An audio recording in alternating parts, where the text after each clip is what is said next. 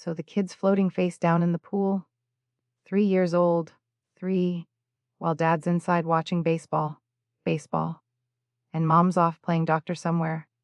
Happy birthday, kid. Here's some brain damage.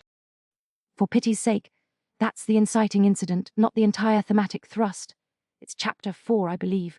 Context is, well, it's not everything to you clearly, but it exists. Context is boring. Welcome back to Heartbook Radio, the only book show that knows tragedy sells. We're dissecting Karen Kingsbury's Rejoice today. Book 4 in that Baxter family saga everyone's weirdly obsessed with. A series exploring the resilience of faith in the crucible of, well, frankly, an almost statistically improbable amount of suffering, the author posits. The author posits that Ashley, the sister, didn't even check for a pulse on someone, just declared them dead. Can you imagine? Malpractice lawsuit waiting to happen. That's demonstrably false. That reviewer was likely conflating scenes, or possibly hallucinating. It refers to the elderly character Ervil, not the drowning incident, and even then, the interpretation is suspect. Honestly, it's like you try to misunderstand things, just like with that ridiculous symbolism argument you had about the gilded sparrow. Oh, don't you start on the gilded sparrow. You and your precious avian metaphors for societal decay. It was just a bird. Anyway, let's talk about Peter West, the dad, Mr. Baseball. A complex figure grappling with immense guilt. Grappling, he swan dived into a bottle of painkillers, blamed his wife, packed his bags, and abandoned his family, including the toddler he let drown. Complex? He's a deadbeat junkie. Cancel him.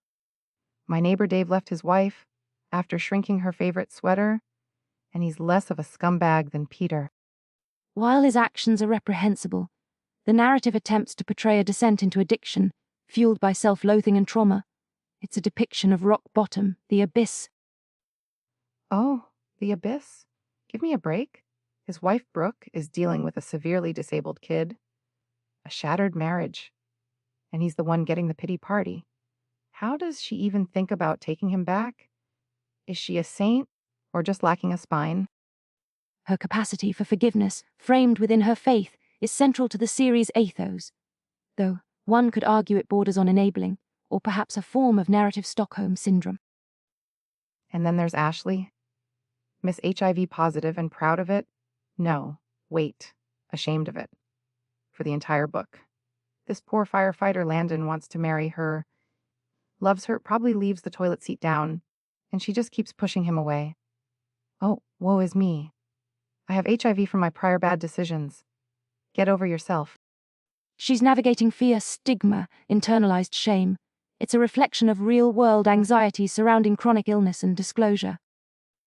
It's infuriating. One reviewer nailed it. Her main personality trait is HIV. It's like watching someone refuse free ice cream for 300 pages because they might get a brain freeze. Just marry the firefighter, Ashley. And don't even get me started on the kids in this series. Apparently, they're all perfect little angels who never throw tantrums. Gag me.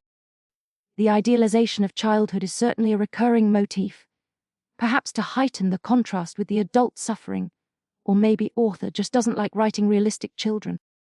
So, the big question, is this book actually any good? Or is it just misery porn wrapped in a prayer shawl? Because I found this review, I hated everything about this book and every character in it. Now that's a review I can get behind. Conversely, another listener, or perhaps a mate, is more accurate given the emotional toll wrote. Chapter 29 nearly killed me. I cried like a baby, and then I cried some more, which speaks to its power to evoke strong reactions, mostly weeping, it seems. Yeah, the power to make you want to throw it across the room. Especially Ashley. Is Landon a saint or a doormat? Seriously, if this character were a sandwich, Peter would be like a soggy, week-old tuna melt someone dropped on the floor. Must we? Fine. Peter is a fallen hero sandwich, heavy on the bitter regret, aioli served on crumbling bread. Ashley is perhaps an, I can't decide, club sandwich, where she keeps removing ingredients. Brooke is gluten-free resilience bread, holding it all together somehow. See? You do get it sometimes. Someone else said, You'd have to be a masochist to marry into the Baxter family with all the tragedy they attract. It's like Seventh Heaven meets Trainspotting. Faith, family, hope and drowning. Addiction, HIV and despair. Pick a lane, Kingsbury.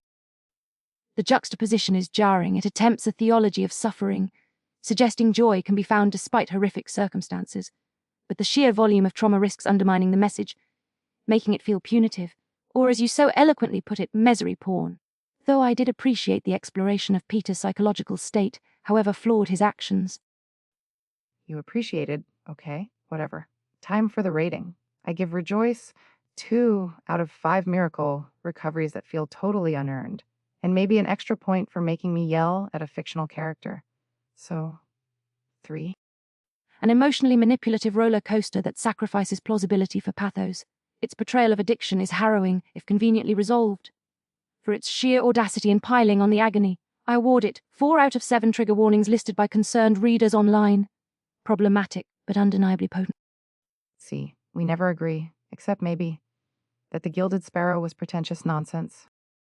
It was nuanced. Anyway, join us next week when we tackle Chadwick the Sentient Stapler Finds Love. Ooh, sounds steamy. Until then, keep your pages turning and your opinions loud. This has been Heartbook Radio.